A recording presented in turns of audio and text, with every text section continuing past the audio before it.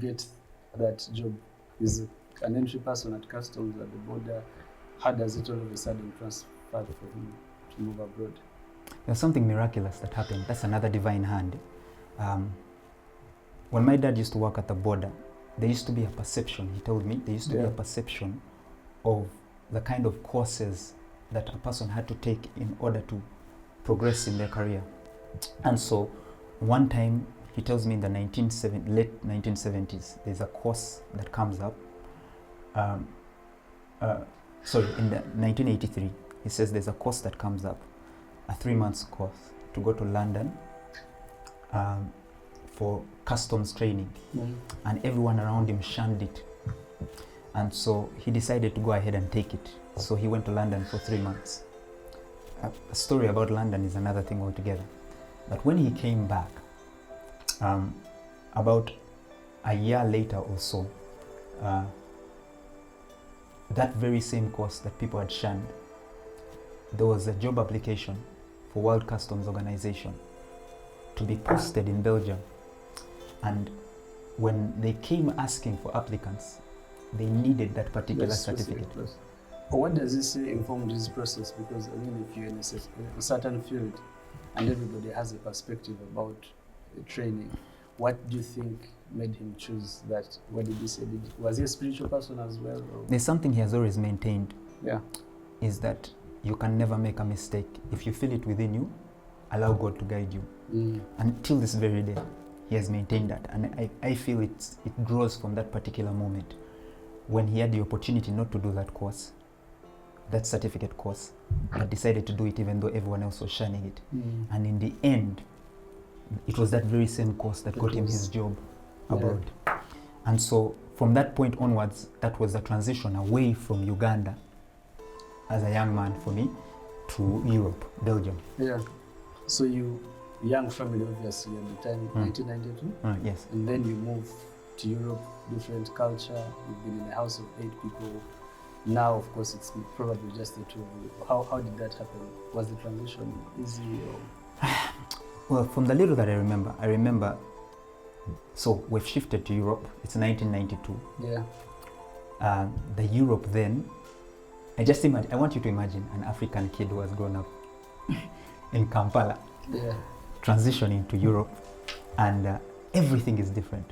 The language is different. My parents tell me that I used to speak fluent Luganda and Lusoga. Before you moved? Before I moved. Okay. It's better than the English I could speak. Interesting. And then when we shifted, well, over time, I forgot that Luganda and Lusoga. And stuck to English? English, but Belgium is a French-speaking country as well. Yeah. So I learned how to speak French fluently. Yeah. Most people don't know that. And you still speak French? Practice. Okay. So you definitely had to start a new language. You had to start a new language, a new life. So how easy was that, especially like with the community around in school, adjusting? I was put in an international school. Thank God. I was put in an international school. I had to mingle with people from different parts of the world. In the international school, there's English and not just the French. Yes, it's not just French. So they teach you most languages, but the base language is English. Okay. So then you have people from Japan, from Congo. Basically expatriates from all over the world. Okay? So you have to mix all these cultures and get to know all these people. And then at that time, that's when I began to realize, okay, the world is bigger than the small Kampala that you've been used to. that I had been used to. So that's when I began to realize that because we spent 7 years in Belgium, 7 to 8 years in Belgium. When I look back for all the things that I have, all the friends that I still keep in touch with now, there was very little talk of religion. It was a secular environment, even in 1992, 92, 93, 94. It was very, very secular. It had that sense of don't ask, don't tell. Was that in the international school environment or generally? Generally, the entire country. I remember my mom tells me we went to church, must have been 3 times in about 8 years. And it's not for lack of desire, it was because the church setting at that time, Belgium, most of Europe is predominantly Catholic. Yeah. Okay. So that was a Catholic church you went to? Yeah. So we went to a Catholic church. But even when you went to church, it was full of old people or babies. The youth bracket was missing. And from as early as 1990s, you could tell that Europe was being driven towards secularism. And it dates back to the 16th, 17th century, the Renaissance and the period of Enlightenment, when science in Europe took precedence over So they had religion. shifted from a point when they brought religion to Africa, and now we're moving totally. Yeah, totally. So knowledge was more predominant than religion at the time. Yeah. Were there specific experiences that you can remember that time that you could see these were spiritual, or it was just a dry phase? Oh, there was this one particular time that stands out for me. There was this girl I used to like in school.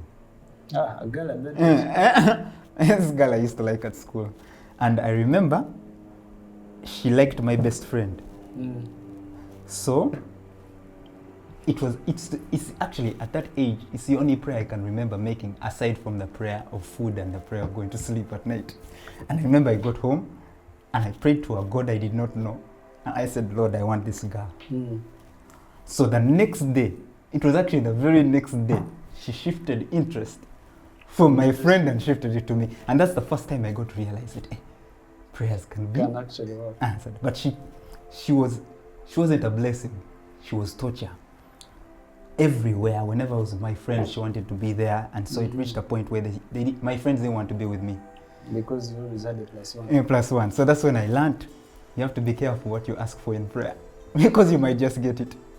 And then so you're in a place where religion is not and whatever. Is there some bit of evangelism? Are there people actually trying to reach out to people preaching? There's this one incident that I remember. A Jehovah's Witness used to come home every Sunday. We even have a yellow Bible. We still have it, the yellow Bible, and come and, get us to pray and read through the Bible. I trace my foothold with God to that particular point.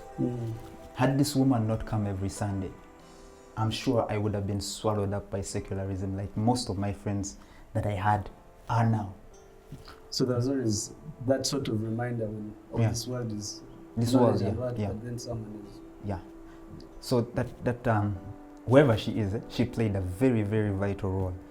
My mom tells me she came for about 3 months and then never came back.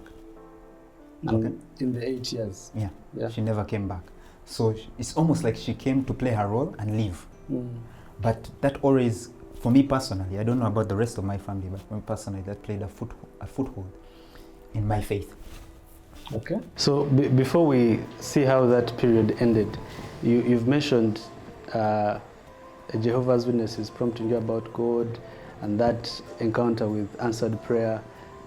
What do you think generally is the hope for Europe in terms of, at the time it was then, when you see they're moving away from Christianity or faith and into knowledge, do you think that it's a trend that would take place, or maybe there's hope for that part? If you go to Europe today, and like I said, it started then in the 1990s or even earlier.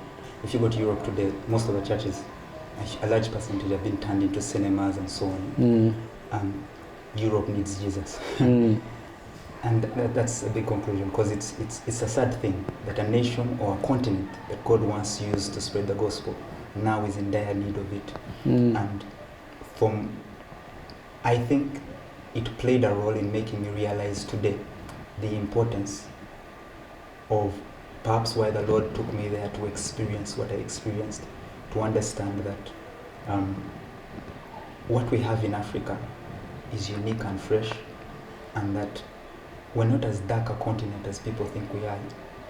Because we have a lot of people trying to go to Europe for opportunities, and the way you're painting it, it appears that spirituality is one place that you have to be very specific about, otherwise it's not a world where you'll have that taken care of. That's it. And so as we play, even in these final days, as we await the return of Christ, I think Africa is going to play the biggest role in taking the light back to the place that brought it to us. That brought it to us. Okay, we'll continue from there, seeing how you moved from that and the next part in Uganda, and then how you came to become a man of God that we know you to be now. Okay, thank you.